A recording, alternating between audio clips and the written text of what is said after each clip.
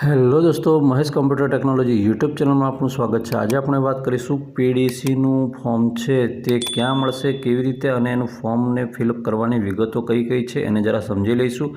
Panchmahal district બેંકની અત્યારે જાહેરાત પડેલી છે 18 જાન્યુઆરી 2025 એની લાસ્ટ ડેટ છે, એટલે કે ત્યાં સુધીમાં તમારે રૂબરૂ જઈને આપી આવશો તો બહેતર રહેશે। રજિસ્ટર કરશો કે એ રીતે તમે કરી શકો છો, બરાબર, યા તો કુરિયર દ્વારા। હવે આ કરવા માટે તમારે અહીંયા આ ફોર્મ છે, આ ફોર્મની અંદર વિગતો જરા જોઈ લઈએ કે ફોર્મની વિગતો કઈ કઈ છે। તો અહીંયા સિમ્પલી દેખવા જઈએ તો ગ્રેજ્યુએશનના જે પર્સન્ટેજ છે એ નાખવાના રહે છે, પોસ્ટ ગ્રેજ્યુએશનના પર્સન્ટેજ અહીંયા નાખવાના રહે છે, કાસ્ટ તમે કઈ કાસ્ટમાં આવો છો, અને જો દિવ્યાંગ છો, ફિઝિકલી ચેલેન્જેડમાં આવો છો, બરાબર, પીએચમાં આવો છો તો એ અહીંયા છે એના ટકાની બધી વિગતો લખવાની છે। તમારી ઉંમર કેટલી થાય છે, કોઈ રિમાર્ક હોય, કોઈ પ્રશ્ન હોય તો કહેવાનો રહેશે, બરાબર। અહીંયા એપ્લિકેશન નંબર અહીંયા મારવાનો આવે છે, 1 2 3 4 એવું કશું કંઈ આપણે એપ્લિકેશન નંબર મારવાનો નથી, આ તો એ ઓફિસ લેવલે એ લોકો એને એપ્લિકેશનને એડ કરી દેશે। અહીંયા પાસપોર્ટ સાઇઝનો ફોટો પણ મારવાનો રહેશે। હવે તમને કહી દેવામાં આવે છે કે તમે કઈ શાના માટે તમે એપ્લિકેશન કરવા જઈ રહ્યા છો એની પર ટીક કરવાનું રહેશે। માન લો આઈટી ઓફિસર માટે ટીક કરવાનું રહે છે, બ્રાન્ચ ઓફિસર માટે ટીક કરવાનું રહે છે, યા તો જુનિયર ક્લર્ક માટે હોય તો અહીંયા ટીક કરવાનું રહેશે। એ રીતે આપણને ટીક કરવાનું રહેશે। ફોર્મ ઇઝી છે, તમને સિમ્પલી આવડી જાય એવું છે, અને એની સાથે કયા કયા વિગતો એટલે કે કયા કયા ડોક્યુમેન્ટ જોડવાના છે એની પણ આપણે વાત કરીશું આની અંદર, બરાબર। ચિંતા નહીં કરતા, આ આખું ફોર્મ તમને ડિસ્ક્રિપ્શનમાં આપી દઈશ, ત્યાંથી ડાઉનલોડ કરી લેજો। કોઈ પણ પ્રશ્ન હોય તો મને પૂછવાનો અવશ્ય પ્રયત્ન કરજો। વિડીયો પર જોડાયેલા રહેજો અને ચેનલ પરને સબસ્ક્રાઈબ કરવાનું બિલકુલ નહીં ભૂલતા।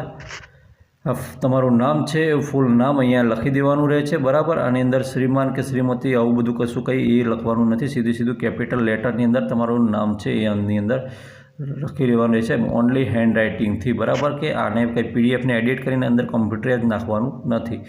હવે જે વ્યક્તિનું નામ નાખી દેવામાં આવ્યું છે, બરાબર, તેના ફાધર કે હસબન્ડ એટલે કે જો સ્ત્રી ઉમેદવાર હશે તો એમના પતિનું નામ અહીંયા નાખશે એ રીતે, એટલે પાછળ જોડેલું હોય તો હા મિત્રો, ના જોડેલું હોય ને બેન પોતે એકલાથી નાખતા હોય તો એ એમનું નાખી શકે છે, બરાબર। અને અનમેરિડ હોય તો સિમ્પલ વાત છે, તો એના પપ્પાનું નામ નાખશે।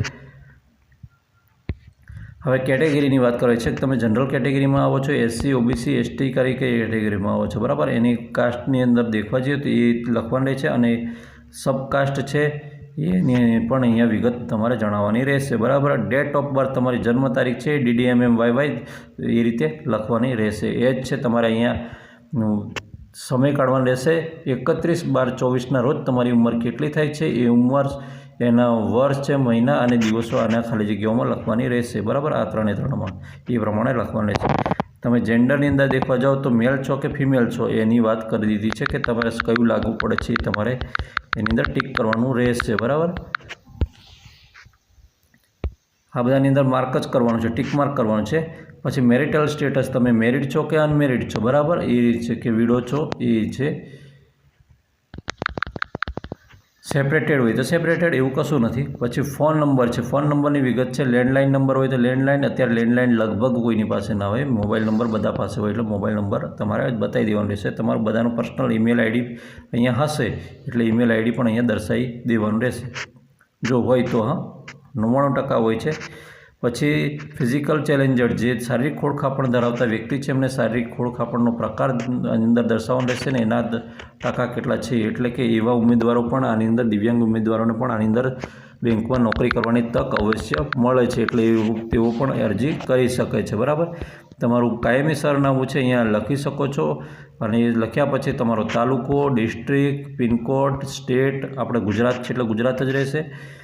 પછી હાલનું સરનામું છે, બરાબર, પ્રેઝન્ટ સરનામું છે એ પણ તમે દર્શાવી શકો છો। પેલું કાયમી સરનામું કદાચ તમે રેસિડેન્ટલ કોઈ જગ્યાએ શું કહેવાય સોસાયટીમાં રહેતા હોય કે ક્યાંક રહેતા હોય તો ત્યાંનું પણ તમે દર્શાવી શકો છો। તાલુકો અલગ હોય, જિલ્લો પણ અલગ પડી જાય એવું બની શકે છે, એટલે એ તાલુકો, જિલ્લો અને પિનકોડના સ્ટેટને આ બધી વિગતો ફરી એની અંદર તમે દર્શાવી શકો છો, બરાબર। એના આધારે તમને કઈ બ્રાન્ચમાં નોકરી આપવી એ ચોખ્ખવટ થઈ જાય। હવે તમારા ક્વોલિફિકેશન કયું હોવું જોઈએ, મોસ્ટ ઇમ્પોર્ટન્ટ વાત આપણી અહીંયા આવી ચૂકી છે। તો HSCના માર્ક્સ છે, HSC કઈ વિગતો જોડવાની રહેશે, HSC, ગ્રેજ્યુએશન, પોસ્ટ ગ્રેજ્યુએશન અને અધર ક્વોલિફિકેશન, બરાબર। કઈ યુનિવર્સિટીમાં કરેલું છે એ તમારે દર્શાવવાનું રહેશે, કયા વર્ષમાં કરેલું છે એ દર્શાવવાનું રહેશે। પણ વાત કરી દઈએ ફેકલ્ટીની મોસ્ટ ઇમ્પોર્ટન્ટ વાત આવે છે, તો BCom કરેલા BSc કરેલા અથવા એગ્રી કરેલા આ 3 પ્રકારના ઉમેદવારોને અહીંયા સિલેક્ટ કરવામાં આવશે એવું કહી દીધું છે. એટલે કે આર્ટ્સવાળા માટે અહીંયા જગ્યા નથી, આર્ટ્સવાળાએ એપ્લાય કરવી નહીં, બનતા સુધી નહીં કરવી એવું કહી દેવામાં આવ્યું છે. બરાબર, કેમ કે ચોખવટ સીધી જ કરી દેવામાં આવી છે. અને એ મિત્રો છે એમને વિશેનું અહીંયા વિગતો લખવાની રહેશે કે તમે કઈ ક્વોલિફિકેશન છે એ લખવાનું રહેશે. બીકોમ છે કે શું છે, ગ્રેજ્યુએશનની અંદર ને પોસ્ટ ગ્રેજ્યુએશનની અંદર. પછી તમારે એના જે માર્ક્સ છે, કુલ મેળવેલા માર્ક્સને એ બધું લખવાનું રહેશે, એના પર્સન્ટેજ લખવાનું રહેશે અને કેટલા પ્રયત્નો સુધી આપ્યા છે, તમે પહેલા પ્રયત્ને પાસ કર્યું છે કે બીજા પ્રયત્ને કેટલા ટ્રાયલથી પાસ કર્યું છે તે લખવાનું રહેશે. બરાબર, આપણે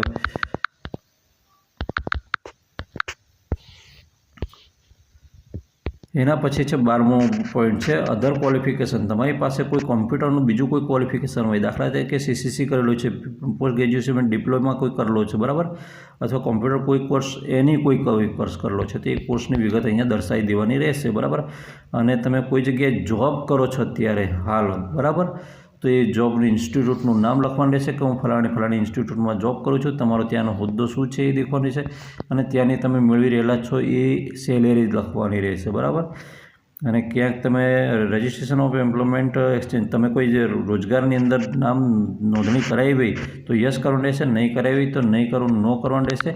નો કરાવી પછી એમાં કોઈ આગળ વિગત ભરવાની આવતી નથી. જો હોય તો રજિસ્ટ્રેશન નંબર ને સ્થળ ને બધી વિગતો ભરવાની રહે છે. બરાબર, 15મા નંબરનું છે એની અંદર દેખવા જઈએ. 15મા નંબરમાં શું કહે છે, તો તમે કોઈ જગ્યાએ એપ્રેન્ટિસનું કે એવું કંઈ કામ કરેલું છે તો એ કયા ઇન્સ્ટિટ્યૂટમાં એપ્રેન્ટિસનું કામ કરેલું છે અને એ ડ્યુરેશન કેટલું છે, કેટલા સમય સુધી તમે એપ્રેન્ટિસનું કરી છે એનો વિશે માહિતી અંદર લખવાની રહે છે.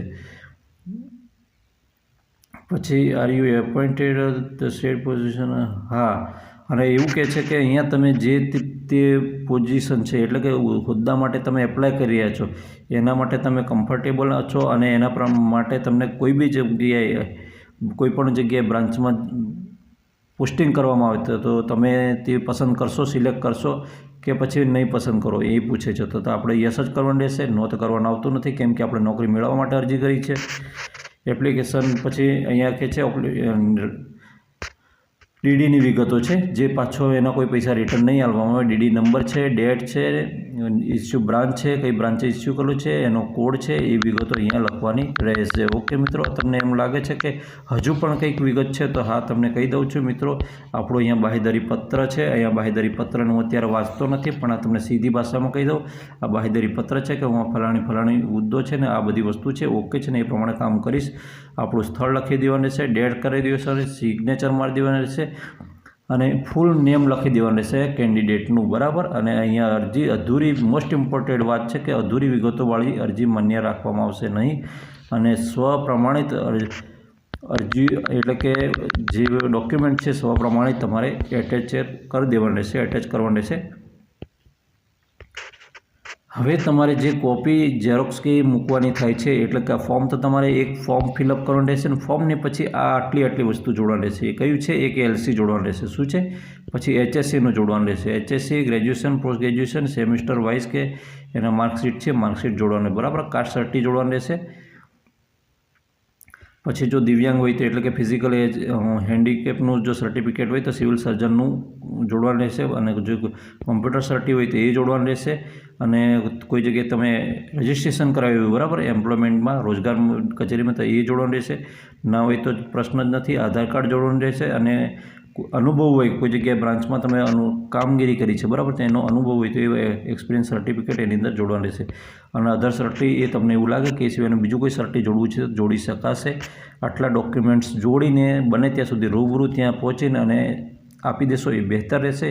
નહીં પહોંચાય એવું તો સમય ઓછો હોય, તમે બિઝી હોય કામમાં તો રજિસ્ટર કરી શકો છો અને રજિસ્ટર એડીથી પણ મોકલી શકો છો. ઓકે મિત્રો, વિડીયો ગમે તો વિડીયો લાઇક કરજો, ચેનલ પર નવા ચેનલ સબસ્ક્રાઈબ કરવાનું બિલકુલ નહીં ભૂલતા. અને હા, તમને મેં વાત કરી હતી એમ કે આ ફોર્મ છે તમને ડિસ્ક્રિપ્શનમાંથી મળી જશે અને ડાઉનલોડ કરી લેજો. કોઈ પણ પ્રશ્ન હોય તો મને અવશ્ય જણાવજો, એને સોલ્વ કરવાનો પ્રયત્ન અવશ્ય કરીશું.